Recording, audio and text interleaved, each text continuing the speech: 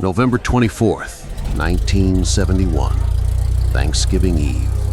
A nondescript man in a dark suit boarded a flight in Portland, Oregon, and with a few words etched his name into history under the alias Dan Cooper. He would soon become known as D.B. Cooper, the only successful skyjacker in aviation history. But who was this man? Where did he come from? And what became of him after he jumped into the stormy night with a bag full of ransom money? The mystery has baffled the FBI for over half a century.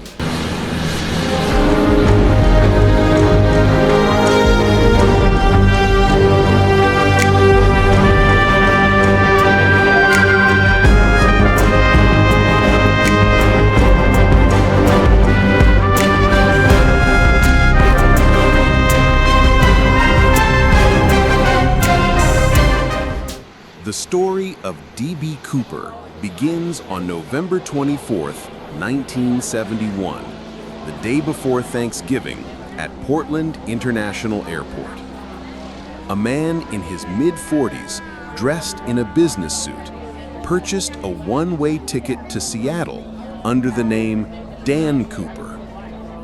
He boarded Northwest Orient Flight 305, a Boeing 727, with a now iconic feature, aft stairs that could be lowered in flight. Cooper took his seat, number 18C, ordered a bourbon and soda, and waited for the flight to take off. As the plane ascended, he calmly handed a note to Florence Schaffner, the flight attendant sitting nearby. Assuming it was a phone number, she casually slipped it into her pocket.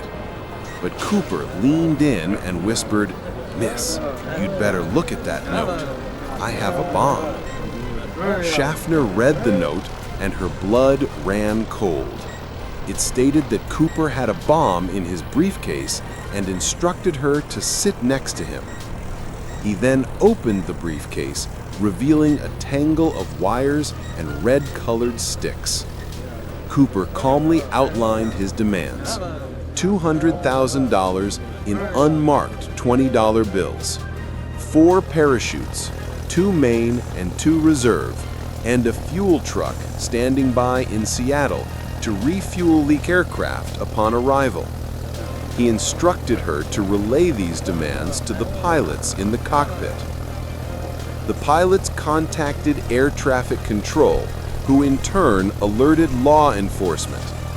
As Flight 305 circled over Puget Sound, news of the skyjacking spread like wildfire.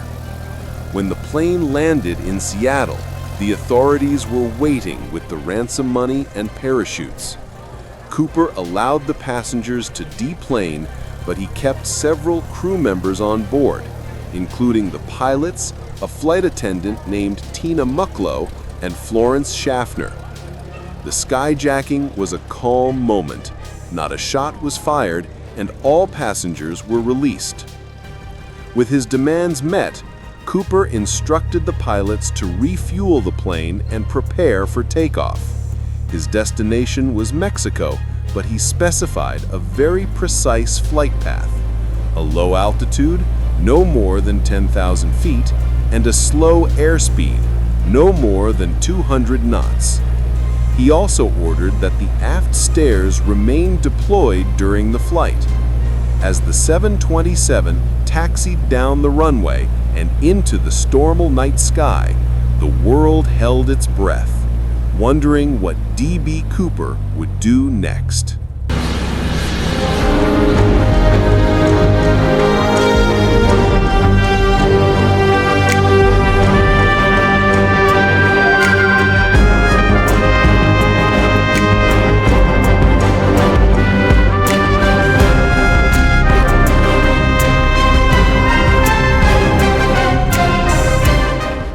With the passengers safely released, the focus shifted to Cooper's demands.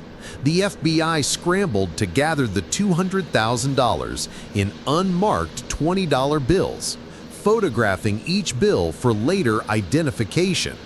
The serial numbers of these notes would become a crucial part of the investigation, a potential trail that could lead to Cooper's capture, or at least his identification. All before the digital photography era. The ransom money, along with 4 parachutes, was delivered to the plane by a local banker who handed the bag over to Tina Mucklow, the flight attendant who had become Cooper's primary contact. Mucklow, described as remarkably calm and professional, delivered the items to Cooper, who carefully inspected them before allowing the plane to be refueled and prepared for takeoff. The time was 7:40 p.m. With Cooper, Mucklow, the pilot William Scott, and co-pilot William Ratliff still on board, Flight 305 took off again, heading south towards Mexico.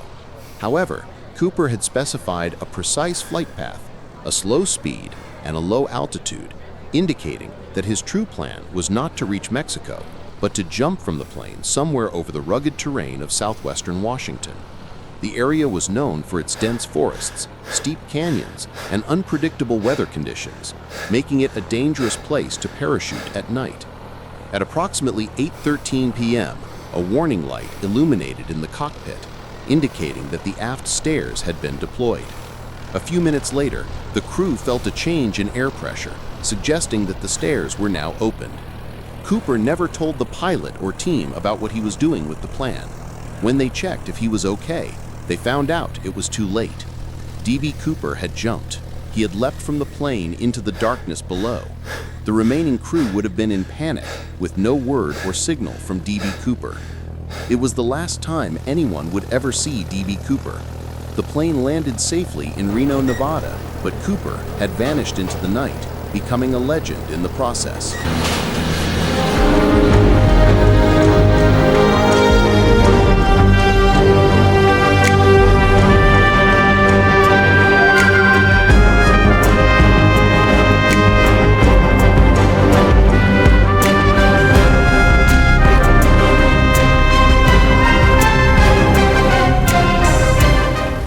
With D.B. Cooper vanished into thin air, the FBI launched one of the most extensive and complex manhunts in its history. Agents, local law enforcement, and even civilian volunteers scoured the forests and waterways of southwestern Washington, searching for any sign of Cooper, the ransom money, or the parachutes. The ground search focused on the area beneath Flight 305's flight path, where Cooper was believed to have jumped. But the rugged terrain, dense forests, and unpredictable weather made the search incredibly difficult. Agents rappelled down steep canyons, waded through icy rivers, and battled dense undergrowth, but found nothing. No body, no parachute, and no trace of the skyjacker. In 1980, a young boy named Brian Ingram made a remarkable discovery while vacationing with his family along the Columbia River near Vancouver, Washington. He unearthed a decaying package containing $5,800 in $20 bills, their serial numbers matching those of the ransom money given to D.B. Cooper. This discovery confirmed that Cooper had indeed jumped from the plane with the money, but it also raised new questions. Why was only a small portion of the ransom recovered? Had Cooper survived the jump only to lose some of the money in the wilderness? Or had the money been deliberately planted there? The discovery of the parachute led to no new finds and was also not the chute he jumped from. The suspects.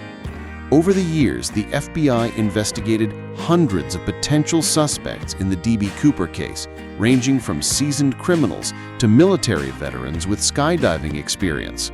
The most promising leads were followed, but none led to a definitive identification or arrest. The case remains open, and the identity of D.B. Cooper continues to be one of the FBI's most enduring mysteries.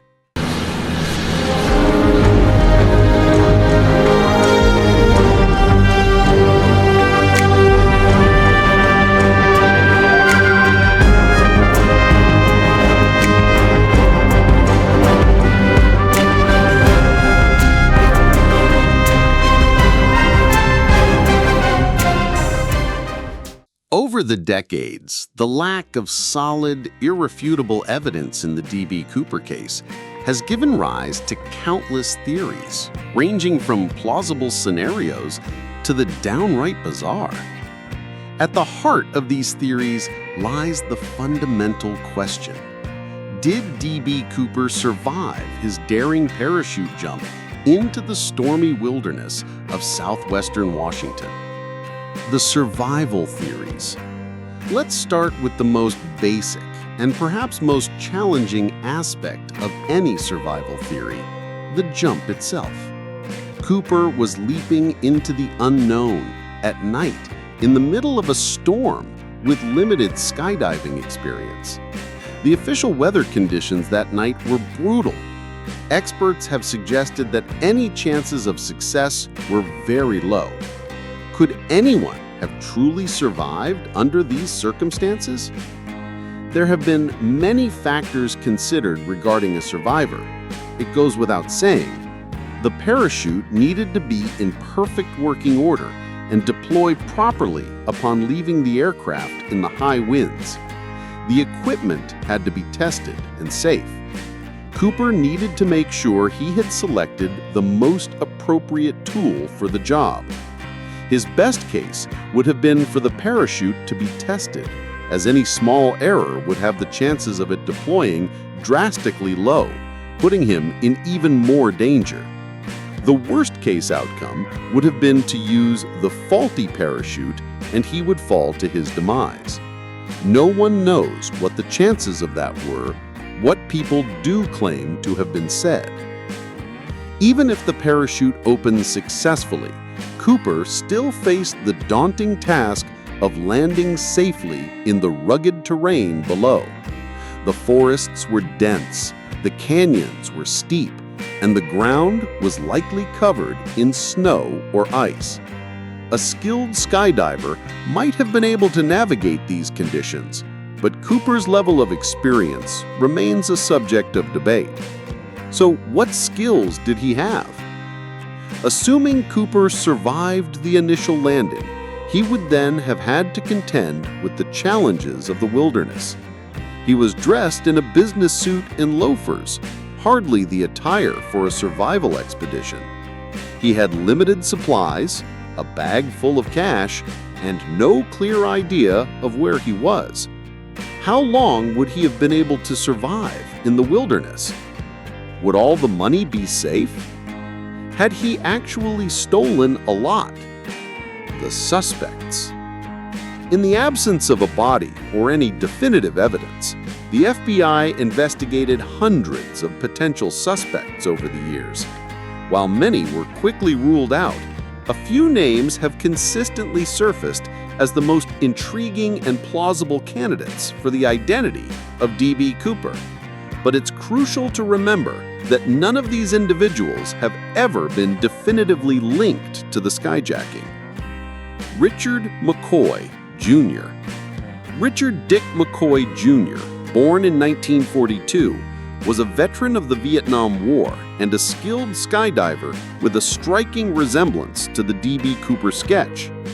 In April 1972, just a few months after the Cooper skyjacking, McCoy hijacked a United Airlines flight, demanding $500,000 and 4 parachutes. He successfully jumped from the plane with the ransom money, but he was later apprehended by the FBI. Was this his way to be a hero? While his actions mirrored those of D.B. Cooper, McCoy denied any involvement in the earlier skyjacking. He claimed that he had been framed and that he was simply an adrenaline junkie. Regardless, the similarities between the two cases were too striking to ignore. Barbara Dayton. Born Robert Dayton, was not born, in fact, was a woman, but rather born a man. The suspect was a male, but also claimed to be D.B. Cooper, which added an extra layer of intricacy and suspicion. Dayton changed to be women and took up flying, but it is known as an interesting background, but could provide the required skills, which are the base in it. Barbara was a skydiving suspect. Was that the story to the skyjacking? Kenneth Peter Christensen. This criminal was a former military paratrooper. Christensen was a flight attendant in charge of many missions. This could have given him what to do. Dwayne Weber. Weber would tell his wife, "I am Dan Cooper," leading to the thought that maybe he was Dan.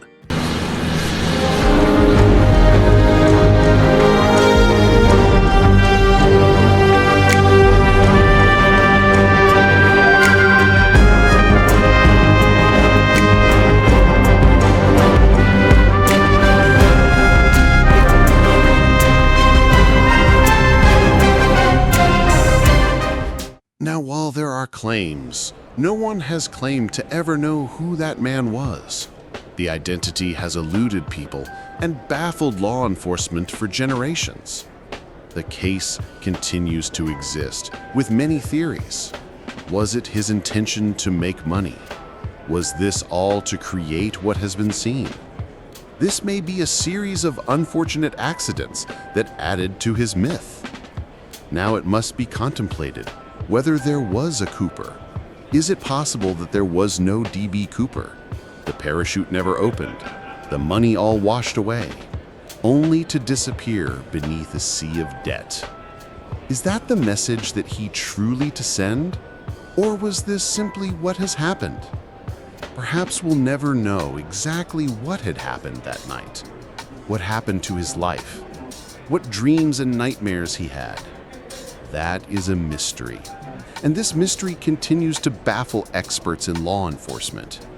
As much as it is a part of his character that we understand what had been going on, we may never truly know what the answers are. However, through this, we can aim and ask all the things that occurred, and is this just what the people believe? What will remain, and what will people see this? We can appreciate all that has been here.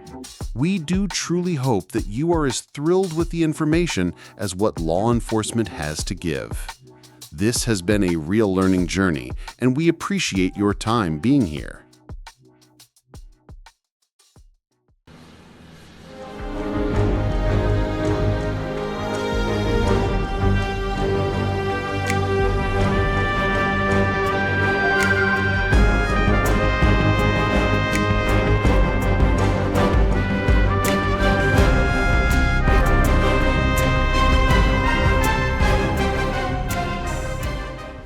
Thank you for watching.